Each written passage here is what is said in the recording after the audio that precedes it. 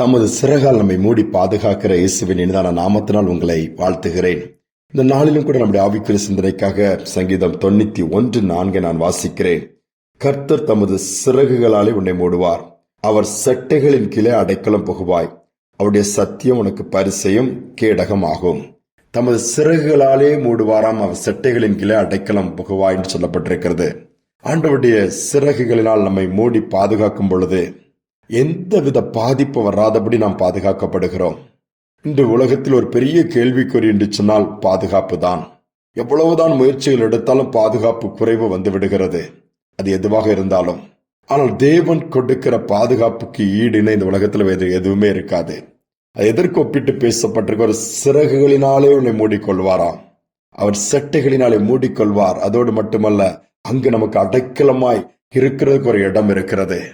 இப்பொழுது வெளிப்புறத்தில் எவ்வளவு தாக்குதல் வந்தாலும், எவ்வளவுதான் பாதிப்புகள் வந்தாலும் நமக்கு அது பாதிப்பை ஏற்படுத்தாது. கர்த்தர் அதை பார்த்துக் கொள்வார். கர்த்தரிடம் மோதிவிட்டு தான் நம்மிடத்தில் வர முடியும்.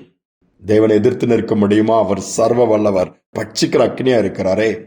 ஒரு காரியத்தை வாசித்த எனக்கு அது ஆச்சரியமாக இருந்தது. ஒரு ஏழை விவசாயி, தோட்டம் எல்லாம் சேர்ந்து இருக்கிறது, குடிசை வீடு. ஒரு நாள் தீப்பற்றி எரிந்து விட்டது, அணைக்கும் முடியவில்லை. அந்த பகுதி எல்லாம் புல் எல்லாம் இருந்ததுனால பற்றி எரிகிறது. கோழி மற்ற எல்லாம், நாய் ஆடு மாடு எல்லாம் அவர் வளர்க்கிறவர். அந்த நேரத்தில் என்ன ஆகிவிட்டது, எல்லாம் எரிந்து விட்டது. வந்து பார்க்கிறார், எல்லாம் எரிந்து சாம்பலாகத்தான் கிடைக்கிறது. சரி, என்ன செய்வது, கவலை, எல்லாம் அழிந்து போயிட்டது, என்ன செய்வதுன்னு சொல்லி பார்க்கும் பொழுது பொருட்கள் எல்லாம் அப்படி தூக்கி போடுகிறார். பார்க்கும்போது கட்டை மாறி ஒன்று ஏதோ ஒன்று இருக்கிறதுன்னு சொல்லி அதை தட்டி பார்த்தால் அது வேற ஒன்றுமில்லை, ஒரு கோழி. அது அப்படியே கரிந்து போய் அப்படியே தரையிலே கறிக்கட்டை மாறி இருக்கிறது. பார்த்து தட்டினால் அதற்கு கீழே இருந்து கோழி குஞ்சுகள் வருகிறது.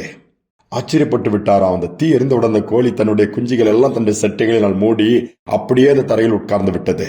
அந்த தீ அந்த கோழியை பாதித்தது, ஆனால் அது செட்டைகளின் கீழே, அது சரீரத்துக்கு கீழே இருந்த அந்த குஞ்சுகள் தப்பித்து விட்டது. ஆச்சரியப்பட்ட அத்தனை கோழி குஞ்சுகளும் பராமரித்தாராம். பாருங்கள், இதே போலதான் இயேசுவும் நாம் ஜீவனோடு இருக்க, நாம் அந்த ஜீவனுள்ள தேசத்தை சுதந்திரிக்க தன்னுடைய ஜீவனை கொடுத்தாரு. பாவத்து நிமித்தம் அக்கிரமத்து நிமித்தம் வருகிற ஆக்கினை அவர் ஏற்றுக்கொண்டார் என்று வேதம் சொல்லுகிறது. கோழி தன் குஞ்சுகளை செட்டைகளின் கீழ் மூடி பாதுகாக்கிறது போல இன்றும் பாதுகாக்க வல்லவராகிய இயேசு நமக்கு உண்டு, அவருடைய செட்டைகள் உண்டு. இந்த செட்டைகளின் கீழே அடைக்கலம் புகுந்து விடுவோம். இல்லாவிட்டால் பாதுகாப்புக்கு கேரண்டி கிடையாது. ஆண்டவர் ஆப்ஷன் கொடுத்திருக்கிறாரு, சாய்ஸ் கொடுத்திருக்கிறாரு. நாம எந்த அடைக்கலத்துல இருக்கிறோம், எந்த செட்டைகளின் கீழாக இருக்கிறோம். கிறிஸ்து இயேசுவினுடைய நிழல்ல செட்டைகளின் கீழே அடைக்கலமா இருந்தோம்னா நிச்சயமாகவே எந்த ஒரு காரியங்களும் நம்மளை மேற்கொள்ள முடியாது. பாதுகாப்போடு பூமியில நமக்கு கொடுத்த நாட்களை, கொடுத்த ஓட்டத்தை வாழ்ந்து ஓடி முடிக்க முடியும். ஜெபிப்போம். அன்பின் தகப்பனே, இந்த நல்ல நாளுக்காக நன்றி செலுத்துகிறோம். மீண்டும் ஒரு நாளை கூட்டி கொடுத்திருக்கிறீங்கப்பா. இந்த நாளிலும் கூட உம்முடைய சிறகுகளிலே, உம்முடைய செட்டைகளின் கீழே அடைக்கலம் இருக்கிறது என்ற வார்த்தை சொல்கிறது. அநேக நேரம் அப்பா நாங்கள் அதை மறந்து விடுகிறோம். துன்மார்க்கர்கள் பெருகியிருக்கிற அந்த நாட்களிலே, எங்கு பார்த்தாலும் சத்துருவின் அம்புகள் அனுப்பப்படுகிற அந்த நாட்களிலே, பொல்லாத பிசாசின் கிரிகள் பெருகி மந்திரங்களும் பில்லி சுனிகளும் நிறைந்த அந்த நாட்களிலே உம்முடைய செட்டைகளின் கீழாய் ஓடி வந்து நாங்கள் புகுந்து கொள்ள, அடைக்கலம் புகுந்து அதிலே நாங்கள் அப்பா வாழத்தக்கதாய் தங்கி தாபரிக்கக்கூடிய பாக்கியத்தை எங்களுக்கு கொடுங்கப்பா. அப்படிப்பட்ட பாக்கியத்தை இதை கேட்டுக்கொண்டிருக்கிற ஒவ்வொருவருக்கும் இன்று கொடுப்பீராக. செட்டைகளினால் மூடி மறைத்துக் கொள்ளுங்கள், குடும்பங்களை, கூடாரங்களை மறைத்துக் கொள்ளுங்கப்பா. இந்த பாக்கியத்தை கொடுத்து நடத்தும், வழி நடத்தும். துதிகனமை மேல் நமக்கு செலுத்துகிறேன், இயேசுவின் நாமத்தில் பிதாவே, ஆமேன், ஆமேன்.